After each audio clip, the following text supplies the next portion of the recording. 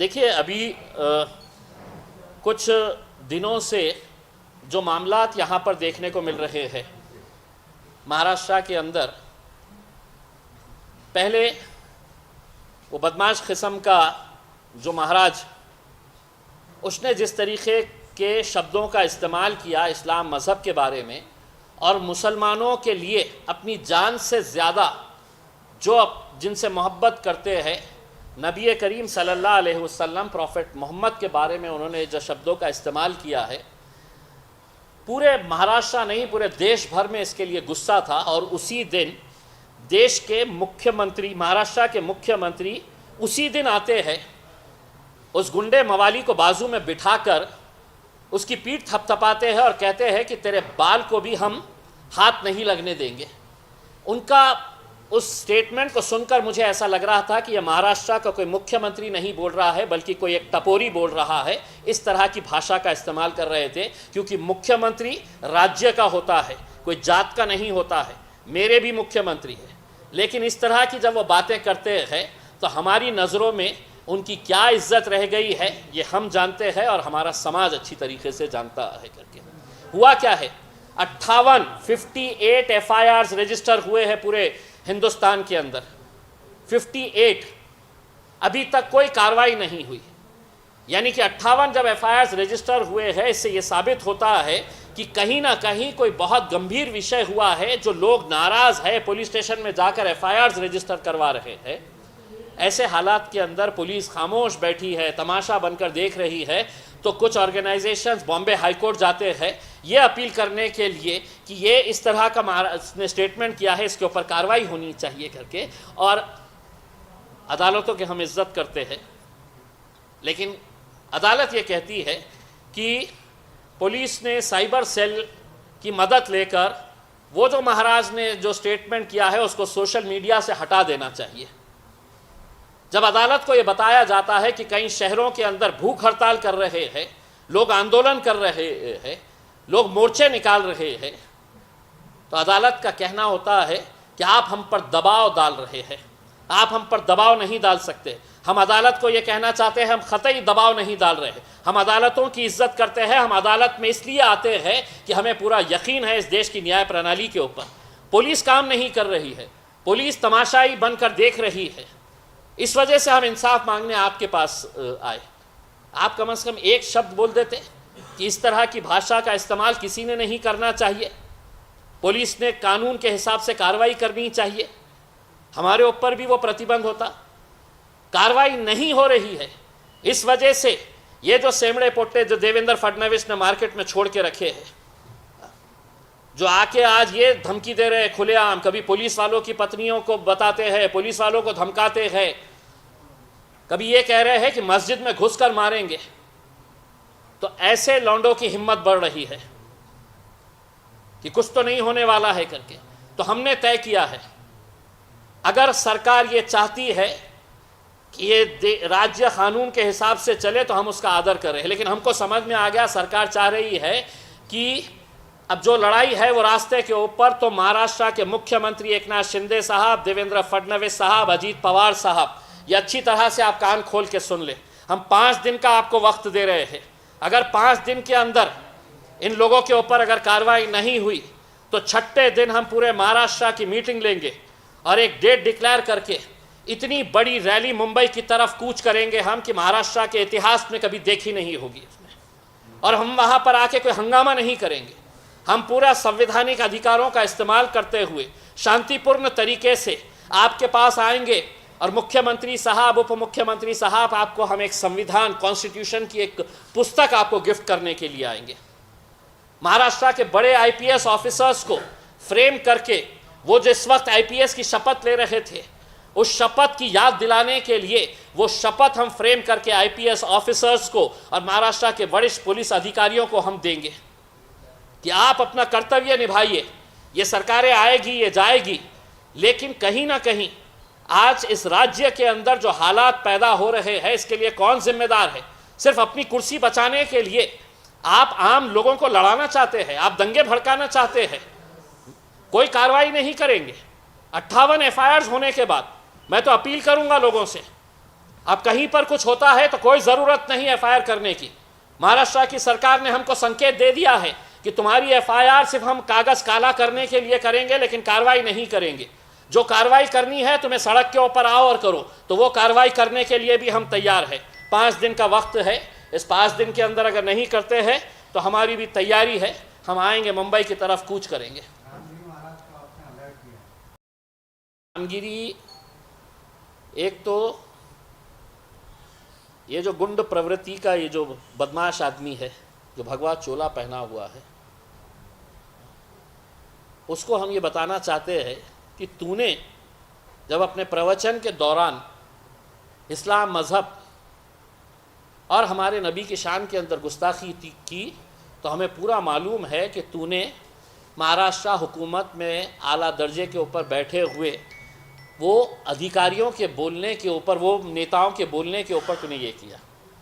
वो कर तो लिया और उसी दिन तुझे आके पीठ थपथपा दी गई कि तूने कितना अच्छा काम किया है, तेरा बाल भी हम बाका नहीं होने देंगे, तुझे सिक्योरिटी प्रोवाइड करेंगे।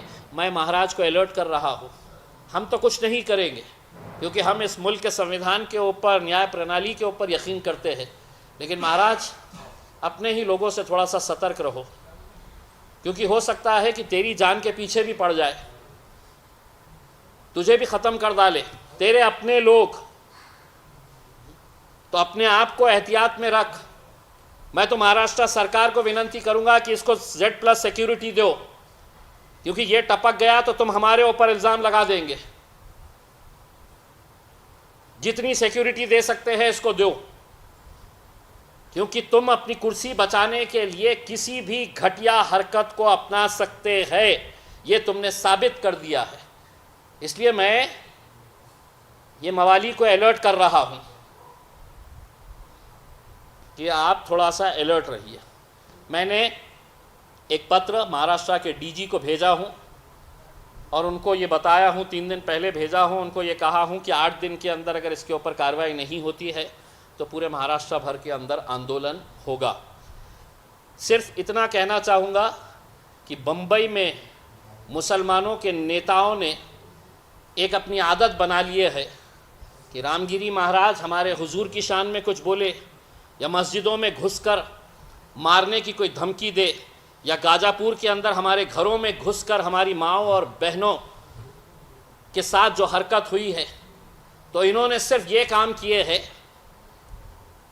कि डीजी के पास जाना, पुलिस कमिश्नर के पास जाना, पुलिस स्टेशन के पास जाना, ऐसा मेमोरेंडम देना, तस्वीरें खिंचाना, तस्वीरें खिंचा के बाहर आना, यूट्यूब वालों को बाइट देना, अपने गुस्से का इजहार करना और बस ख़त्म। अब मैं आपको एक चुनौती दे रहा हूँ, अगर मैं मुंबई आ रहा हूँ और तुम सही मानों में अगर मुसलमानों की नुमाइंदगी करने वाले नेता हैं, तो एक मर्तबा उद्धव ठाकरे को, शरद पवार को, नाना पटोले को, इनको सबको बोलो कि जिस तरीके से छत्रपति शिवाजी महाराज का पुतला गिरा, हमने भी उसकी निंदा की। भ्रष्टाचार की वजह से छत्रपति शिवाजी महाराज का पुतला गिरा, हमने उसकी भी इंक्वायरी की मांग की। कैसे सड़क के ऊपर निकल के आ गए, ऐसा लग रहा था आरिफ नसीम खान फूट फूट के रो डालेंगे वहाँ पे। कभी उसके लिए नहीं निकलने का आया मौका, कभी दिल में यह एहसास नहीं हुआ कि मेरी नबी की शान के अंदर गुस्ताखी हुई है, मैं मेरे नेताओं को बोलूँगा कि चलो एक दिन हम भी बैठेंगे करके। क्या सिर्फ मुसलमानों के ठप्पे चाहिए इलेक्शन के वक्त, सिर्फ वोट चाहिए? इसलिए हम आपसे अनुरोध कर रहे हैं, अगर अगले कुछ दिनों के अंदर मुंबई के मुसलमान लीडर अगर कुछ नहीं करते हैं तो तुम्हारे पैरों में घुंघरू बांधने के लिए घुंघरू भेजूंगा, अपने नेताओं के सामने ठुमके लगाओ, किसी काम के नहीं है तुम। वो घुंघरू लेके शरद पवार साहब,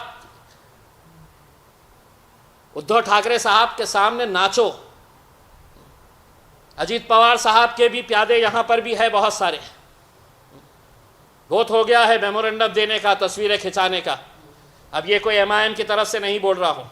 अगर मुसलमान है, अगर दर्द हुआ है, अगर तकलीफ़ हुई है कि नबी की शान के अंदर गुस्ताखी किसी ने की है, तो हमारे साथ चलिए।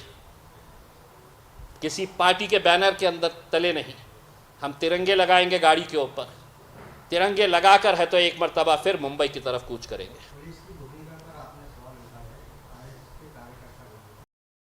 कि पुलिस जिस तरीके से पिछले कुछ टाइम से कार्रवाई नहीं कर रही है, खामोश देखने का काम कर रही है, तो अब ऐसा लगने लगा है कि ये वर्दी के अंदर